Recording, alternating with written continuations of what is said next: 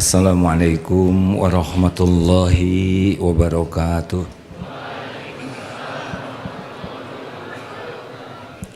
Alhamdulillahi rabbil alamin. Alhamdulillahilladzi anzalas sakinah fi qulubil mu'minin liyazdadu imanan ma'a imanihim.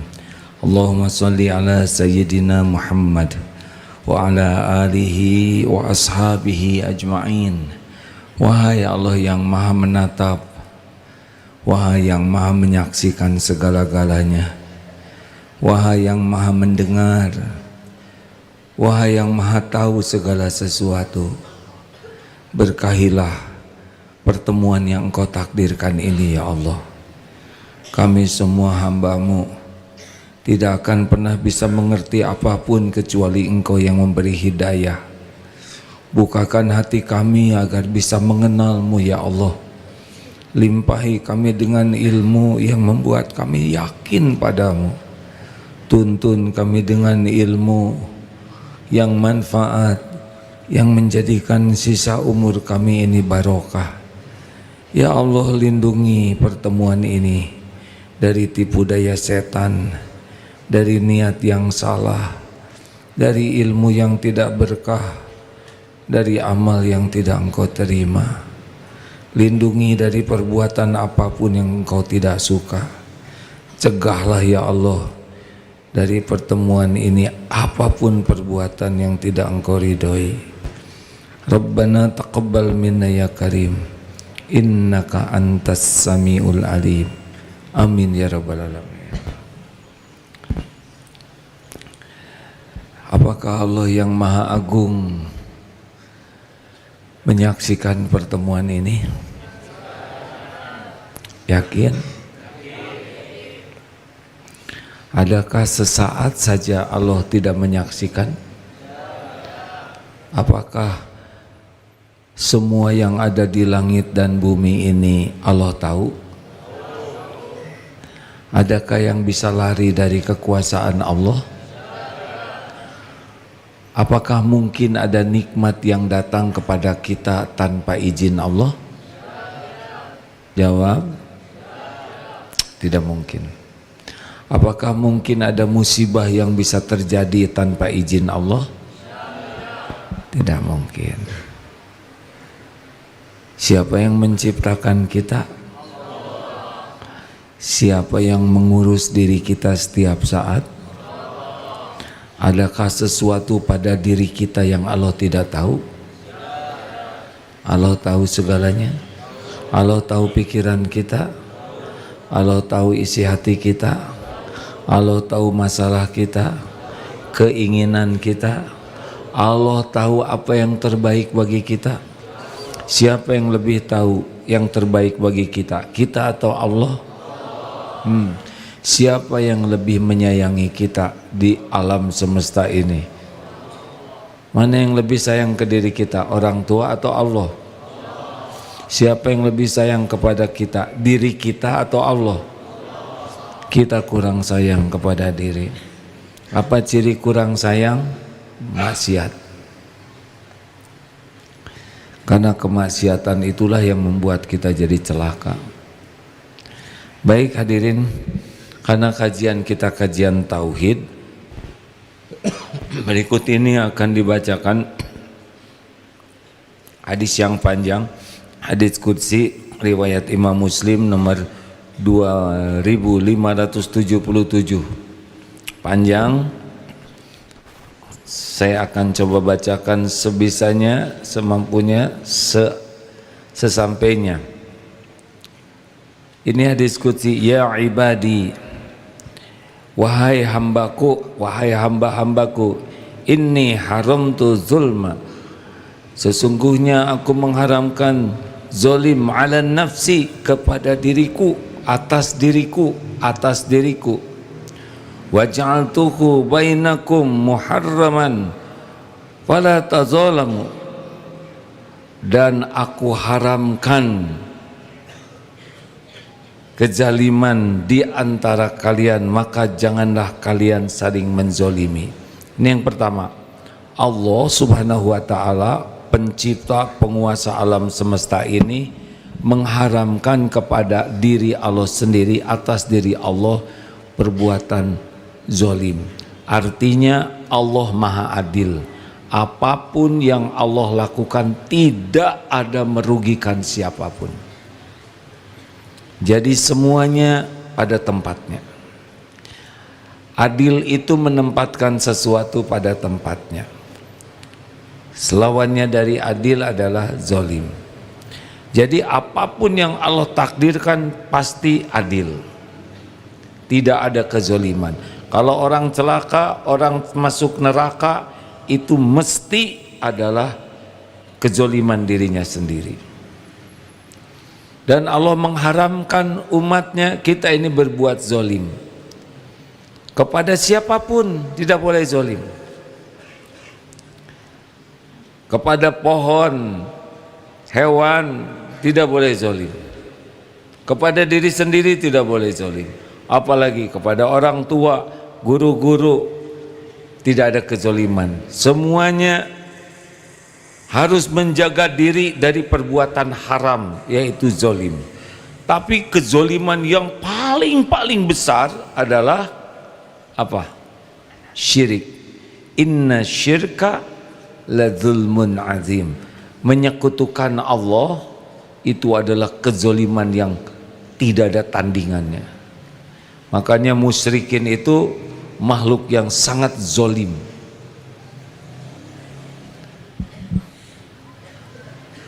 Buang sampah sembarangan zolim bukan? Zolim. Karena sampah itu ada tempatnya. Buang puntung rokok sembarangan zolim bukan? Zolim. Ada balasannya? Tidak ada. Merokok kira-kira zolim tidak? Kepada siapa? Gini, paru-paru ini ciptaan siapa? Hak paru-paru ini udara bersih, udara kotor. Rokok, asap rokok bersih atau baik atau buruk?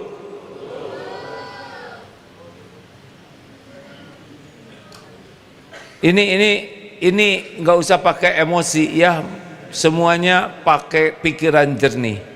Paru-paru ini punya hak, yaitu udara bersih. Lalu seseorang merokok, menghisap asap rokok, nyata dan tidak terbantahkan oleh siapapun, asap rokok itu tidak baik. Zolim tidak ke tubuh ini?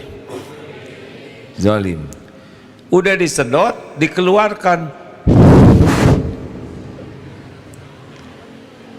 Orang lain punya hak dapat udara bersih. Kalau asap rokok dihembuskan, zolim tidak ke orang lain? Itu ada balasannya. Hati-hati. Saya senang sekali di sini tidak ada yang merokok.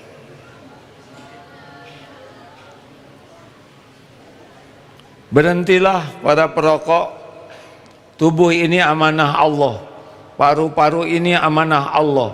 Nanti pasti akan dituntut. Setiap hisab akan dihisab. Catat. Setiap rupiah yang dikeluarkan ada perhitungannya di akhirat. Jadi ini benar-benar bukan hanya masalah halal haram, tapi akal sehat.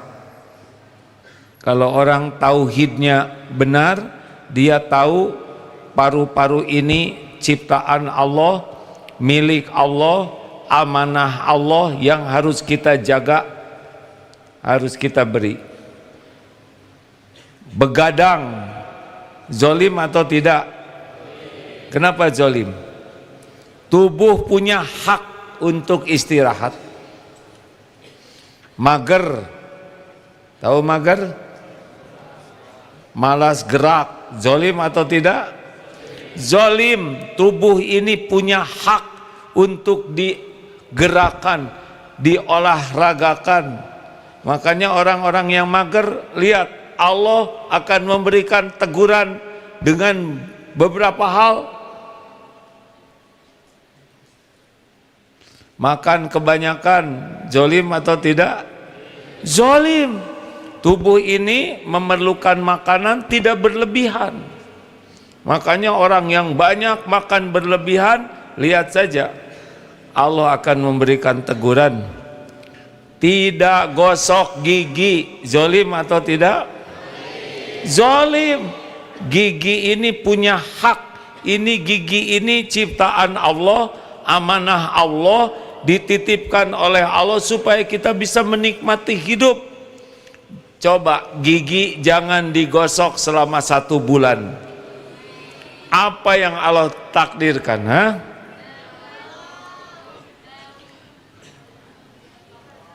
Bau, nggak ada wibawa, pakai lipstik, ini kuning, horor. Mungkin satu-satunya manfaat adalah suami jadi tidak marah, karena tiap mau marah ditiup oleh ibu, lalu suami bobo ngarang, astagfirullahaladzim, sia-sia, jangan diikutin. Kentut sembarangan, zolim tidak?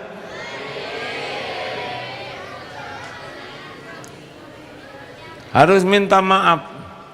Kalau sudah menyebar gimana? Ya tobat. Apalagi dia yang kentut, kemudian dia tunjuk yang di depannya lagi ngantuk. Wah, itu berlipat-lipat. Allah tahu kezoliman seperti ini. Ada balasannya tidak? Pasti ada balasannya. Walaupun orang tidak tahu, Allah pasti tahu. Bagaimana nih sekarang banyak kezoliman di dunia, berlaku zolim tapi dia tidak ditangkap, dia korupsi sampai mati tidak ditangkap, ada yang memukul orang, ada yang memenjarakan orang tidak bersalah, semuanya pasti diadili di akhirat nanti. Tidak ada yang bisa lari, enggak bisa lari. Tidak semua di dunia ini tuntas, tapi akhirat pasti itu diadili semuanya. Tidak ada sepatah kata pun kecuali ada balasannya. Fa may ya'mal mithqala dzarratin khairan yarah wa may ya'mal mithqala dzarratin syarran yarah.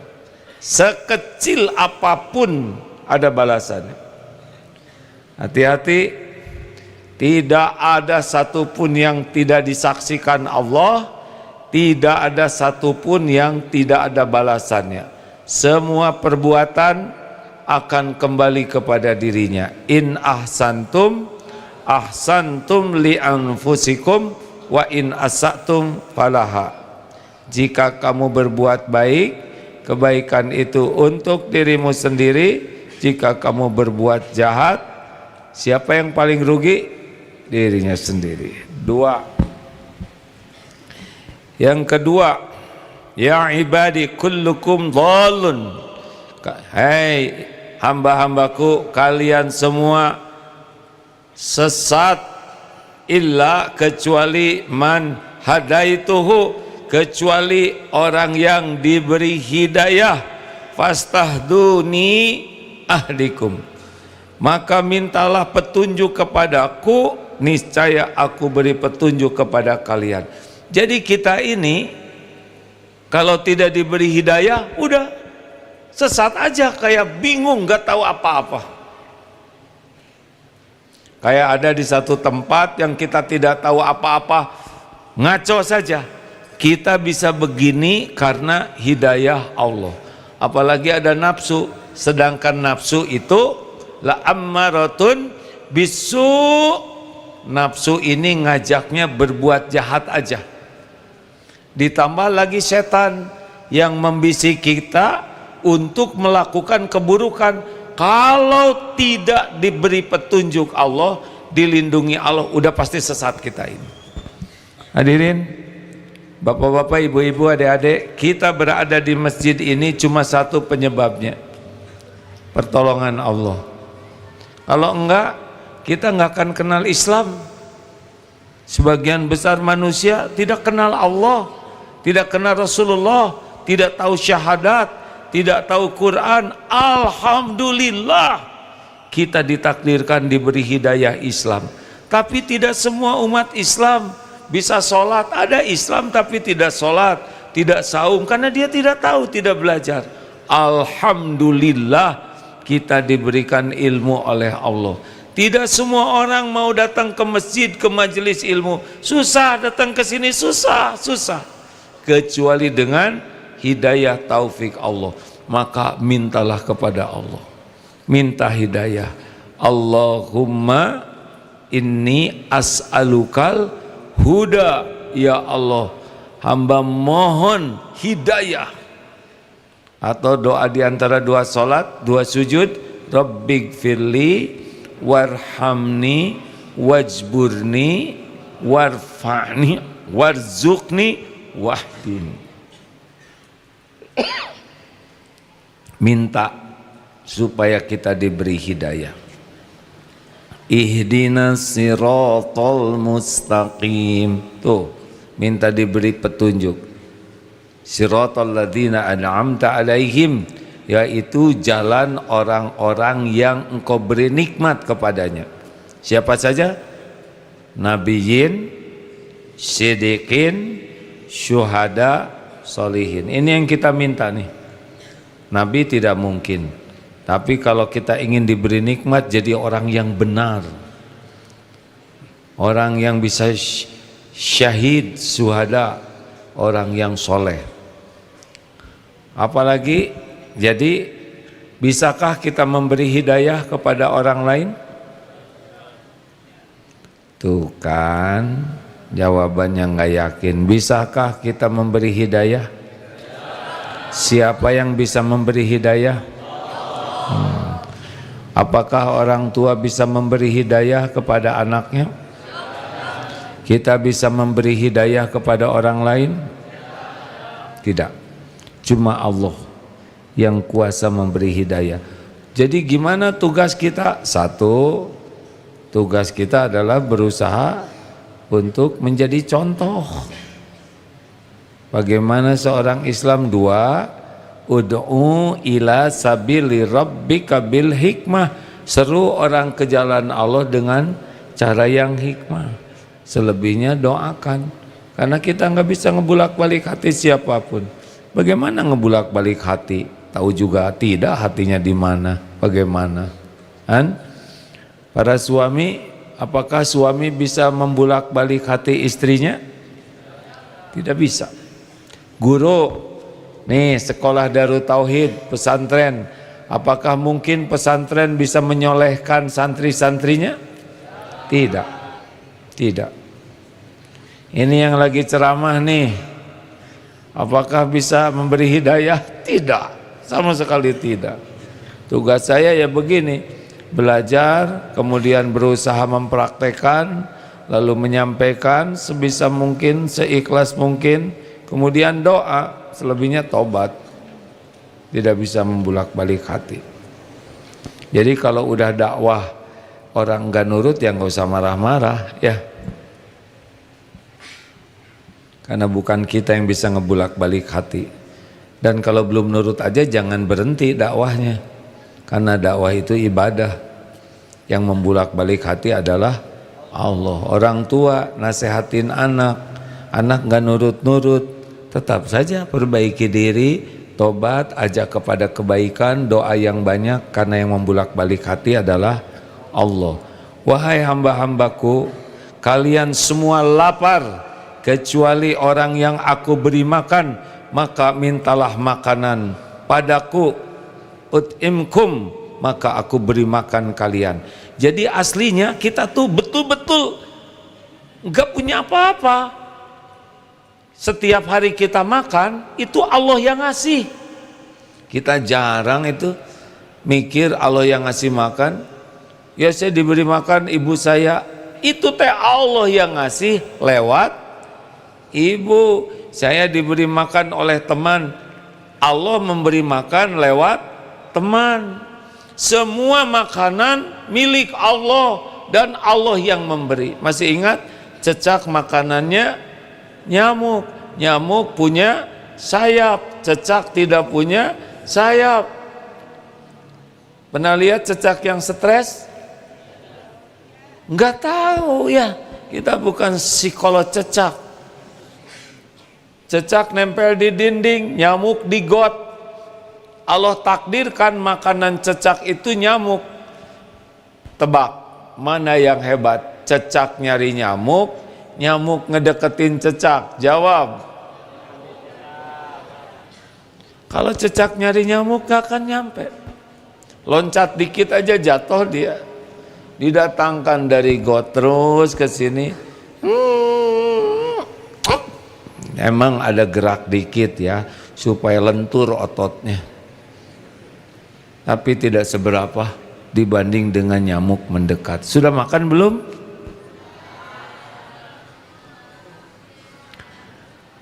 Saya tidak nanya makan malam hadirin. Sudah makan belum? Kalau gitu panitia tidak usah dibagikan ya. Berapa langkah kita menuju makanan? Coba-coba ingat-ingat nih. Berapa langkah menuju makanan? Lihat makanan yang ada di piring. Berapa ratus ribu langkah menuju piring kita. Beras dari Cianjur. Ditanam oleh siapa, diketam oleh siapa, ditumbuk, diangkut oleh siapa. Masuk ke apa tuh yang tempat nanaknya Seeng. Udah nggak musim apa ya, pokoknya begitulah. Rice cooker ada di piring kita. Nggak usah kita nanam padi, betul tidak? Ikannya dari Jatiluhur, ma ikan nikah dengan suaminya, lalu hamil, melahirkan, dibesarkan. Padahal itu rezeki kita. Begitu lama dipancing, dibawa ke pasar, ada di piring kita. Betul tidak? Kita nggak usah berenang nyari ikan. Demi Allah nyampe ke sini. Sambal. Ini sering disampaikan. Tahukah makanan termewah dalam hidup ini? Sambal. Sambal itu dibuat dari apa aja? Hah? Cabenya dari Gunung Kidul. Apalagi? Gulanya aren, arennya dari kebun kawung. Ngumpul, susah untuk jadi gula seprehel begini tuh. Garamnya dari Madura. Datang dia ke sini. Terasinya dari udangnya dari Samudra Hindia. Udang itu dari ibu udang yang melahirkan nak udang. Rumit untuk jadi terasi. Wah, pusing seret, masuk jadi sambal. Jeruknya dari mana? Tomatnya dari mana? Luar biasa. Demi Allah tiap hari sampai ke kita. Betul? Jarang kita berpikir itu Allah yang ngumpulin.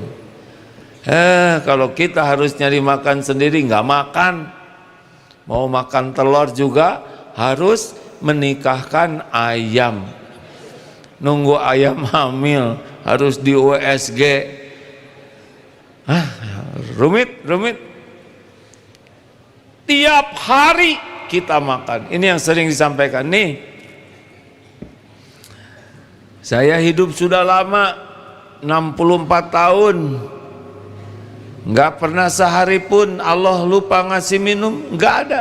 Tiap hari ketemu tanpa tahu di mana sumurnya. Nggak tahu. Selama hidup saya ini tidak tahu sumurnya di mana, siapa yang nimba, siapa yang mensterilkan. Ini steril nih. Nggak banyak bakteri, nggak tahu alatnya jadi steril. Ini pH 7 nih. Nggak ngerti saya juga pH-pH-an. Beres tiap hari, nggak pernah kurang. Semua ini Allah yang menyediakan. Kalau kita harus minum sendiri, aduh repot. Gali sumur keburu mati, ya kan? Udah gitu digalinya ternyata nggak ada airnya, mati juga kita di dalam sumur. Udah gitu masuk ke dalam sumur ketemu air nggak bisa naik, mati lagi ya. rumit, pas diminum ternyata oli, mati. Banyak kumannya, mati. pH-nya ternyata 3, langsung ngejengkang di sana. Semuanya Allah yang ngatur. Makanya kalau mau makan, minta ke Allah makanan yang halal dan thayyib. Minta karena Allah menguji kita. Makanan macam-macam Allah siapkan, roti macam-macam. Ada yang halal, ada yang makruh, ada yang mubah, ada yang haram. Yang membuat kita susah benar adalah makanan yang tidak halal. Ini tapi saya nggak tahu nih Pak Prabowo nonton enggak. Pak Presiden, bangsa kita ini bekerada lama, mungkin lama banget untuk jadi bangsa baik, benar. Kenapa? Karena kalau masih banyak koruptor, berarti korupsi itu makan uang haram, makanannya haram, lalu mengalir pada dirinya darah yang berisi dengan yang bahan bakunya haram.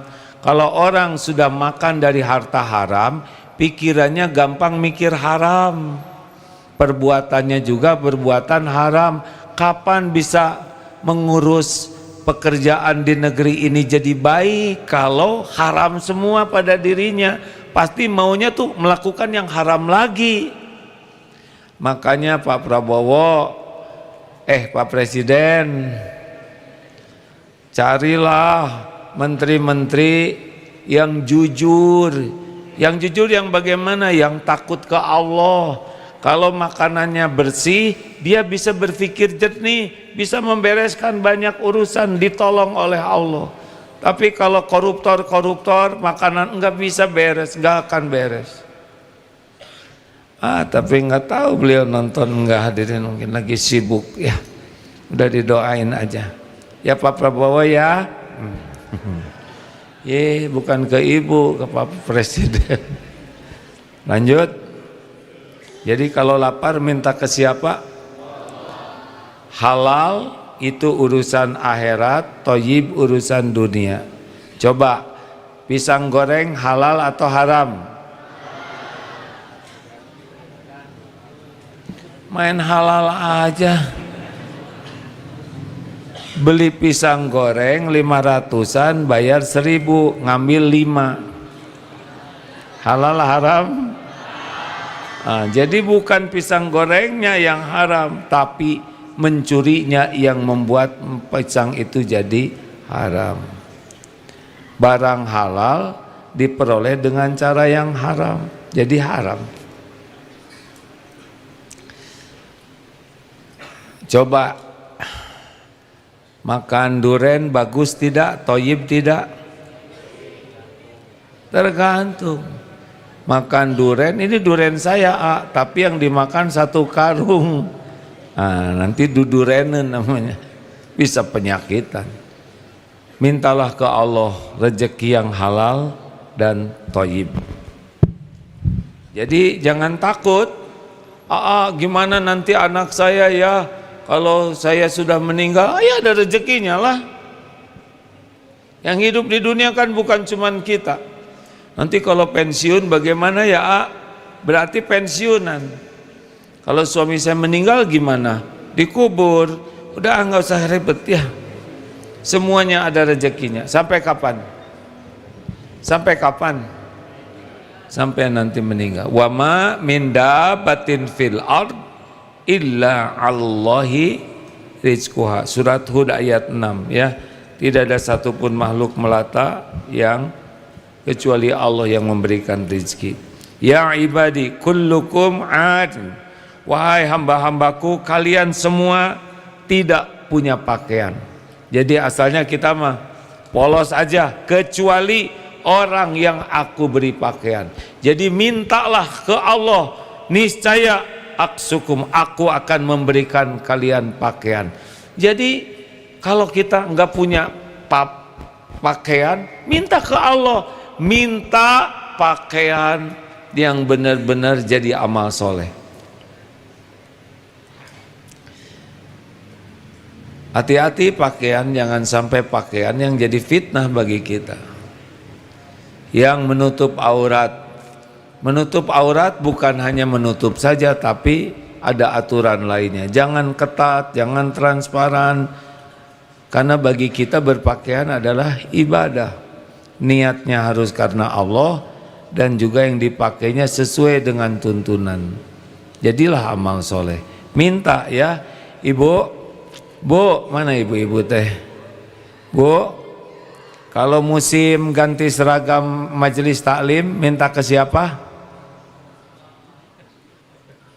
Bu, ini nih udah 2 tahun ibu-ibu seragamnya nggak ganti. Kita akan ganti seragam, minta ke siapa, Bu? Yang benar.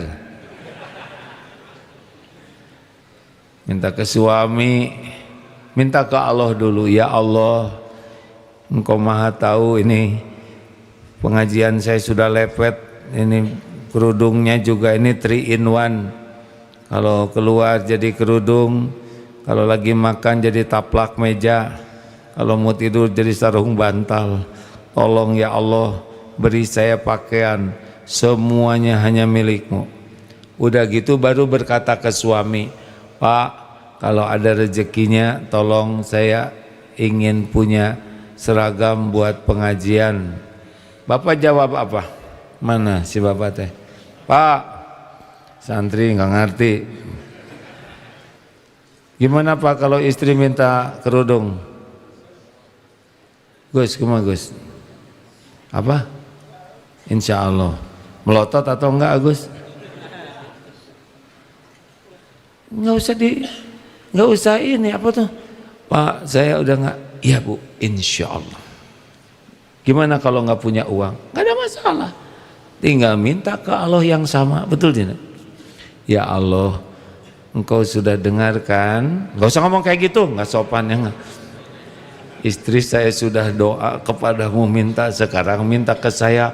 Bagaimana saya bisa memberi kepada istri kecuali Engkau yang memberi? Gitu. Ini keluarga bertauhid nih. Jangan istri minta, Bu, lihat dong, Papa tuh nggak punya apa-apa.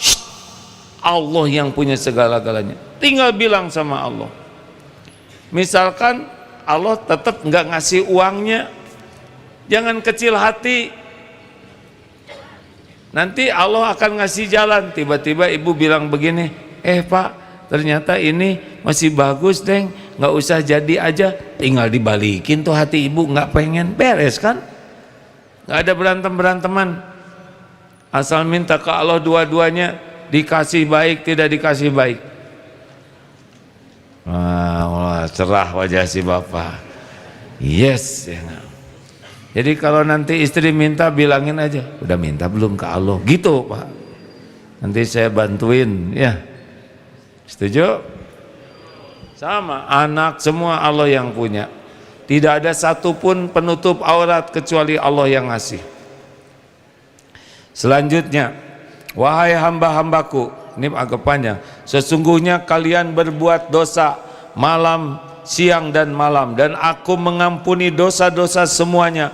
Makalah minta ampun kepadaku, niscaya aku ampuni. Aghfir lakum, akan ku ampuni semua dosa-dosa. Kita ini nggak bisa nggak dosa terus, maka minta ampun terus sampai bosan kita minta ampun. Allah tidak akan bosan mengampuni kita, karena tidak ada yang bisa mengampuni kita selain Allah. Istighfar terus hadirin, kita ini terancam oleh dosa-dosa kita. Tidak ada yang membuat kita gelisah, sengsara, bertubi-tubi ditimpa masalah selain dosa-dosa yang tidak kita taubatin. Kita ini terancam oleh keburukan kita sendiri, dan Allah menutupi dosa kita, dan Allah memberikan kesempatan kita bertobat, dan Allah mengampuni dosa-dosa kita asal tobat. Wa ma asabakum min musibatin fabima kasabat aydikum wa ya'fu an katsir. Allah mengampuni sebagian besar, yang sebagian lagi balik kepada kita jadi musibah. Lanjut. Wahai hamba-hambaku, sesungguhnya kalian tidak akan bisa memudaratkanku dan tidak bisa memberi manfaat bagiku. Artinya manusia ini enggak ada yang bisa ngancam Allah. Siapa kita? Pernah dengar enggak ini? Kita ini manusia nih. Siapa yang paling hebat di sini? Banding masjid ini besar atau kecil manusia? Kecil. Di kota Bandung mana yang paling jago? Besar atau kecil? Enggak ada apa-apanya. Ini masjid di kota Bandung udah enggak ada apa-apanya. Di Jawa Barat masjid ini, di Indonesia enggak ada apa-apanya. Di dunia enggak ada apa-apanya. Dunia dibanding matahari 1,3 juta dunia baru masuk di matahari. Saking kecilnya dunia ini, kita ini nggak ada apa-apanya.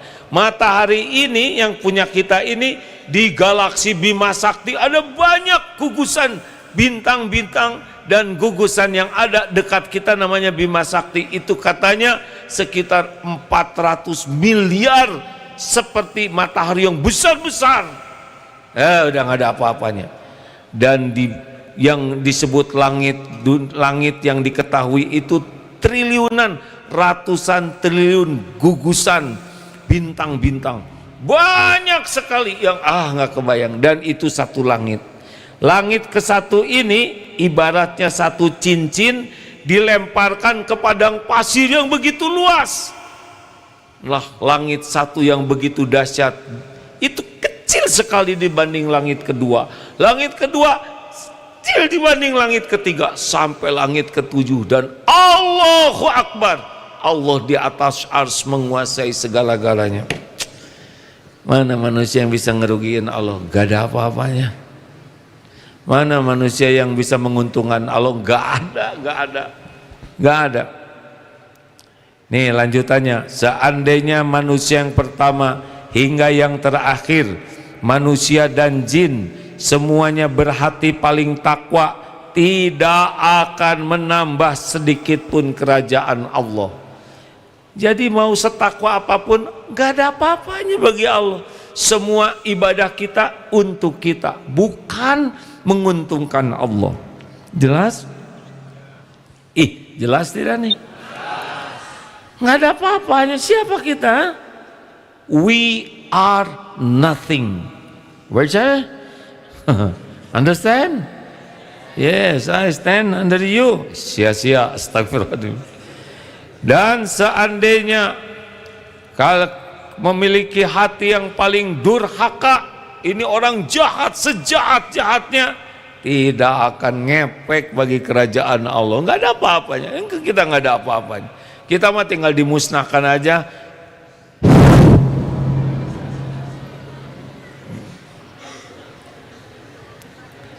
Wahai hambaku, ini lanjutnya, seandainya manusia yang pertama dari zaman dulu hingga yang terakhir, manusia dan jin, dan semuanya memiliki paling takwa, tidak akan nambah. Juga kalau memiliki hati paling durhaka, tidak akan mengurangi kerajaan Allah.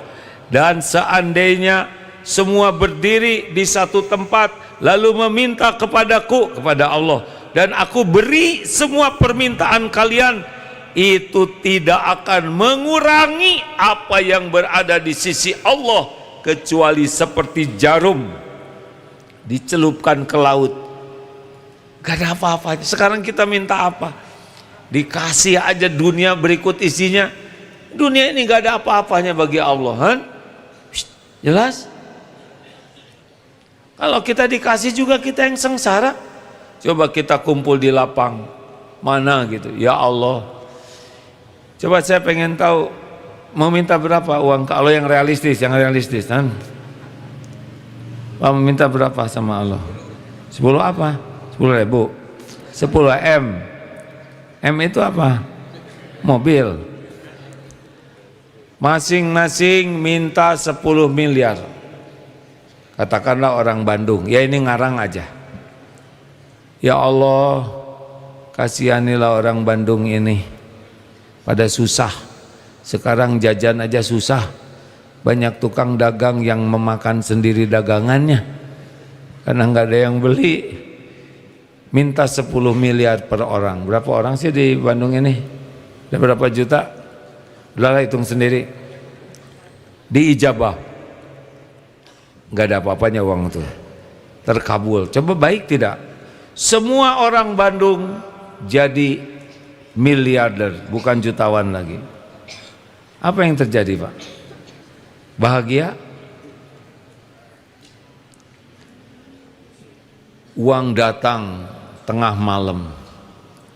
Yang kasihan orang yang rumahnya kecil, penghuninya banyak 10, berarti kali 10 miliar 100 miliar, dan datang ke rumah itu tiba-tiba dalam bentuk uang logam. Bisa pejet. Pagi-pagi di kota Bandung, ini ngarang, astagfirullah, ya Allah ampun, ini pasti dicatat oleh malaikat. Ini beneran, tapi mudah-mudahan tidak sia-sia ya. Besar kemungkinan banyak orang Bandung yang pagi-pagi lidahnya nggak bisa masuk lagi. Kenapa? Karena uang banyak dihitung. Miliar bisa nggak bisa ngelok ini. Yang biasa manggil emak juga ngadak-ngadak, mami, ai mau sekul. Sangkanya orang kaya. Oke sayang, dilemparin satu gepok tuh. Kata anak, Mi, lupakanlah ngasih uang jajan padaku. Lihat nih, ternyata gepokan di mana. Lah dia 10 miliar juga.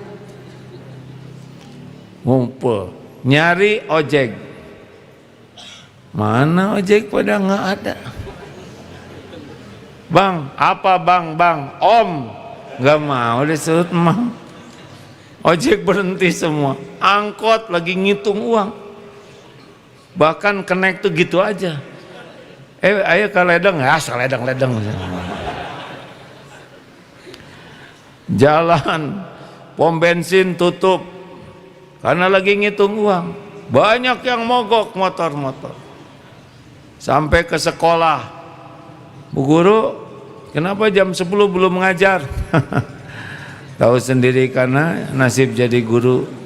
Gaji dikit, kerjaan banyak. Ibu mau bikin kampus sendiri. Belajar sendiri.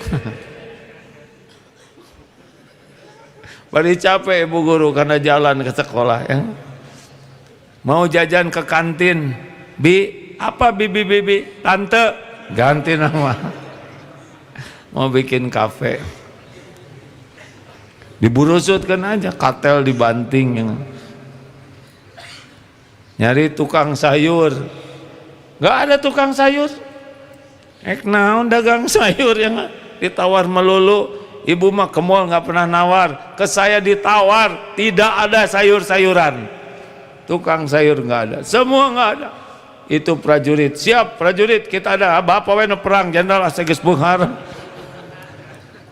Polisi lalu lintas berhenti, pusing ngurus rakyat Indonesia. Kacau betul tidak? Sampah berserakan di mana-mana, susah. Pegel nyari tukang pijat, Kang pang pijatin dibanting siaku. Nggak ada lagi. Halo. Kacau, betul?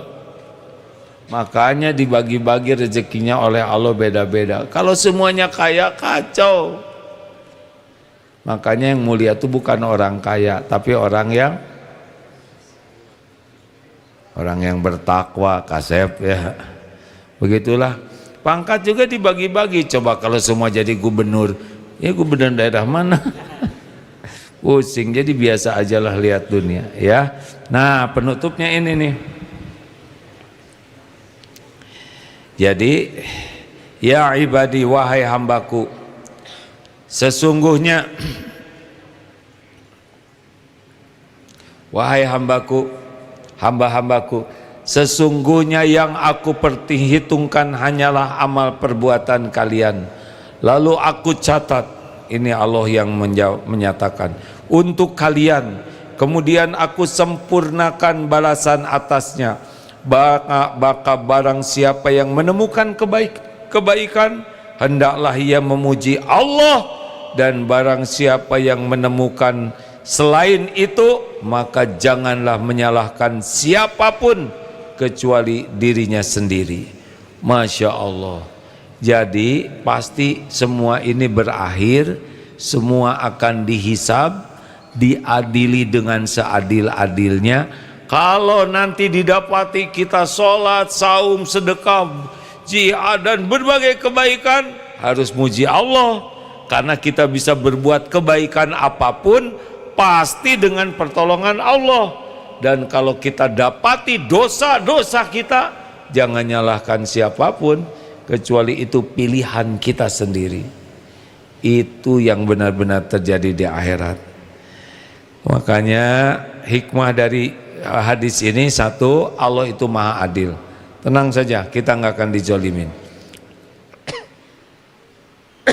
Satu kesalahan, maaf, niat salah belum dicatat. Kalau kita membuat satu dosa, dicatat satu. Kalau niat baik, dicatat kebaikan.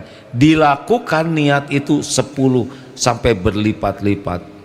Maha adil. Jadi jangan risau, Allah tidak akan menzolimi kita. Selalulah berbaik sangka kepada Allah. Yang kedua, manusia itu sepenuhnya bergantung kepada Allah. Hidayah datang dari Allah, petunjuk dari Allah, makan, minum, sandang, papan, termasuk dosa-dosa, hanya Allah yang bisa mengampuni. Itu yang kedua, minta kepada Allah apapun yang kita perlukan. Yang ketiga, Allah itu tidak memerlukan kita.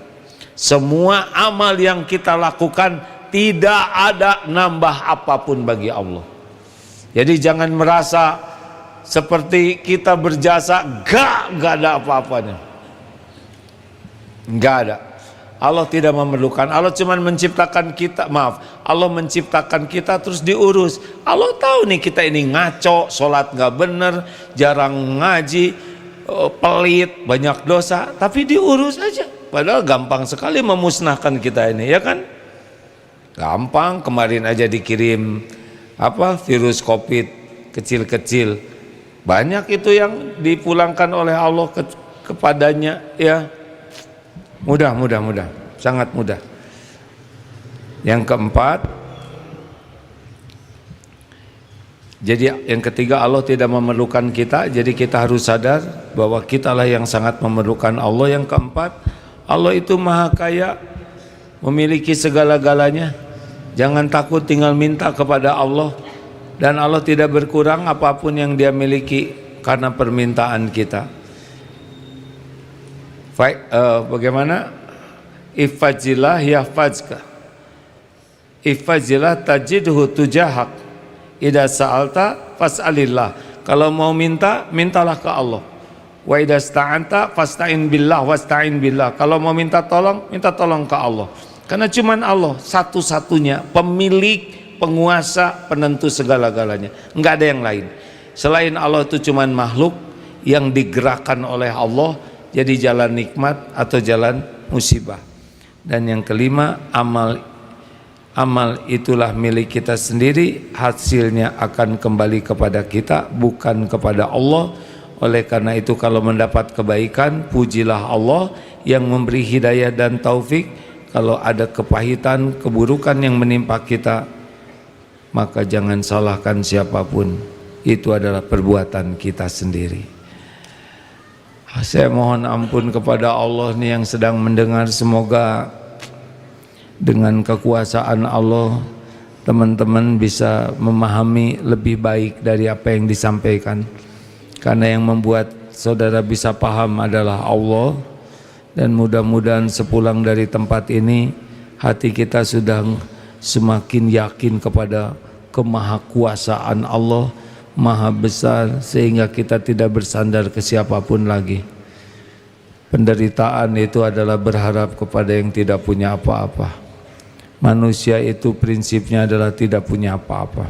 Sedekah, Allah maha menghitung, maha melihat sedekah kita, tidak akan berkurang harta dengan sedekah.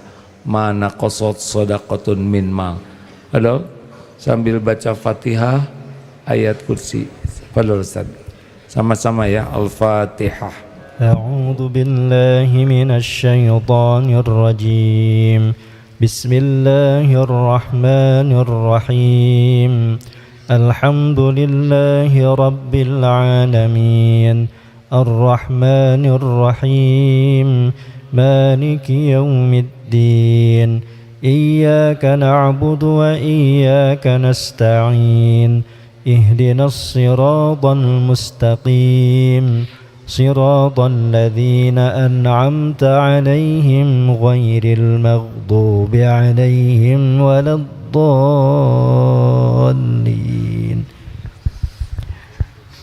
الله لا إله إلا هو الحي القيوم لا تأخذه سنة ولا نوم له ما في السماوات وما في الأرض من ذا الذي يشفع عنده إلا بإذنه يعلم ما بين أيديهم وما خلفهم ولا يحيطون بشيء من علمه إلا بما شاء وسع كرسيه السماوات والأرض ولا يؤوده حفظهما وهو العلي العظيم.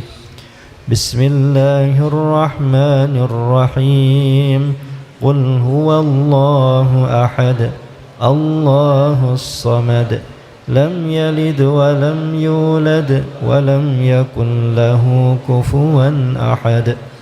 بسم الله الرحمن الرحيم. قل أعوذ برب الفلق من شر ما خلق ومن شر غاسق إذا وقب ومن شر النفاثات في العقد ومن شر حاسد إذا حسد. بسم الله الرحمن الرحيم.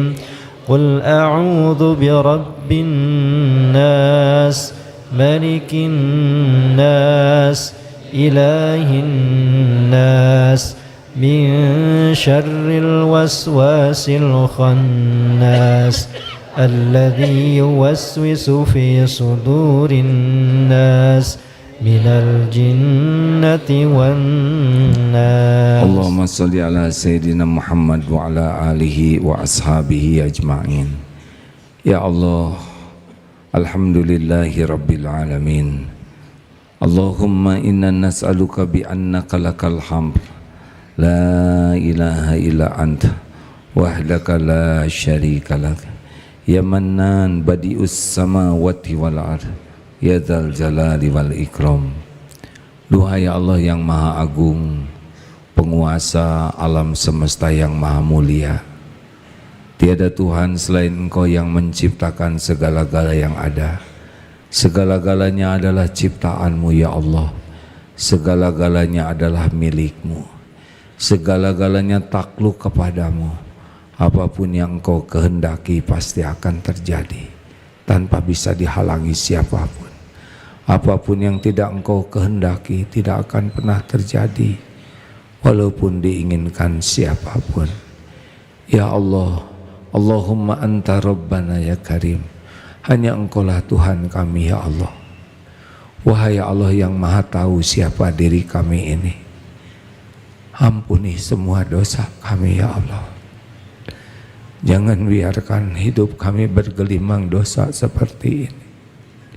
Kami tidak mau ya Allah hidup menanggung dosa sebanyak ini. Kami tidak mau mati dalam keadaan berdosa. Kami tidak mau menjadi makhluk yang diazab dengan dosa-dosa ini. Allahumma inna nas'aluka taubatan nasuha wa taubatan qoblal maut ya Allah. wa rahmatan 'indal maut wa maghfiratan ba'dal maut. Allahumma hawwin 'alaina fi sakaratil maut. Allahumma inna nas'aluka husnal khatimah wa na'udzubika min su'il khatimah. Ya Allah, Engkau Maha tahu kapan hidup kami berakhir. Kami mohon umur yang tersisa ini jadikan kami menjadi ahlul yakin padamu ya Allah. Allahumma inna nas'aluka imanan kamilan. Karuniakan kepada kami iman yang sempurna, wa yaqinan shadiqan, keyakinan yang benar, yang lurus, yang bersih, wa qalban khashian. Karuniakan kepada kami hati yang selalu khusyuk kepadamu, hati yang selalu ingat padamu ya Allah, hati yang tidak pernah berpaling darimu, hati yang tidak pernah meminta selain minta padamu, hati yang tidak pernah bersandar selain kepadamu. Ya Allah, jangan biarkan hati ini hati yang lupa lalai padamu. Allahumma a'inna ala dzikrika wa syukrika wa husni ibadatik. Ya Rabb, tolonglah kami agar kami menjadi orang yang selalu ingat, yang tidak pernah lupa. Dimanapun, kapanpun, hanya Engkau ya Allah yang memenuhi hati ini. Tuntunlah ya Allah, tolonglah agar kami menjadi hamba yang selalu bersyukur, yang selalu sadar semuanya hanyalah karunia-Mu. Jangan biarkan kami jadi hamba yang kufur ya Rabb. Ya Allah, tolong ya Karim, agar sepanjang umur yang tersisa ini menjadi ibadah, menjadi sebaik-baik ibadah yang Kau terima. Ya Allah, Allahumma inna nas'aluka fi'lal khairat wa tarkal munkarat. Ya Allah, mudahkan bagi kami untuk melakukan amal-amal yang Kau sukai, dan mudahkan bagi kami meninggalkan maksiat, meninggalkan perbuatan buruk. Mudahkan bagi kami ya Allah menjauhi dosa. Ya Allah, jangan biarkan kami terjerumus karena nafsu. Jangan biarkan kami diperbudak syahwat dan amarah. Jangan biarkan kami menjadi hamba dunia ini ya Rabb. Allahumma ighfir lana wa liwalidina warhamhum kama rabbawna shighara. Dan keluarga kami akhlakul karimah, rezeki hanya yang halal barokah. Lepaskan dari lilitan hutang ya Allah. Jangan biarkan kami mati membawa hutang. Ya Allah, karuniakan keturunan yang soleh soleha, hafiz hafizah. Ya Rabb, jadikan jamaah ini jamaah yang istiqomah. Jangan biarkan satu pun yang resah gelisah kecuali Engkau tentramkan ya Allah. Yang sedang sakit kecuali Engkau sembuhkan. Yang sedang dililit hutang Engkau bayarkan. Yang menantikan jodoh Engkau mudahkan jodoh pilihan-Mu ya Allah. Yang merindukan keturunan Engkau yang kuasa menitipkan. Undang jamaah ini ke Baitullah ya Allah. Sempurnakan keislaman kami ya Allah. Ya Rabb, kumpulkan kami dengan orang-orang yang baik, orang-orang yang berakhlakul karimah. Ya Rabb, tolonglah saudara kami di Palestina ya Allah. Khususan di Palestina Engkau menyaksikan segala-galanya dengan sempurna. Siapa lagi yang kuasa menolong selain Engkau? Hasbunallah wa ni'mal wakil, ni'mal maula wa ni'man nasir. Allahumma ighfir lil mu'minina wal mu'minat wal muslimina wal muslimat al ahya'i minhum wal amwat. Allahumma arzuqna al istiqamah, Allahumma arzuqna al husnal khatimah. Rabbana atina fid dunya hasanah wa fil akhirati hasanah wa qina azabannar. Ya Allah, taqabbal minna ya karim, innaka antas samiul alim. Amin ya rabbal alamin. Sallallahu alaihi sayyidina Muhammad. Terima kasih hadirin. Allah Maha mendengar. Walau kita tidak melihat, pasti malaikat banyak. tempat yang kita duduki akan bersaksi di akhirat nanti. Sibuklah untuk selalu bersama Allah dimanapun kapanpun. Hasbunallah wa ni'mal wakil, ni'mal maula wa ni'man nasir. Mohon maaf. Assalamualaikum warahmatullahi wabarakatuh.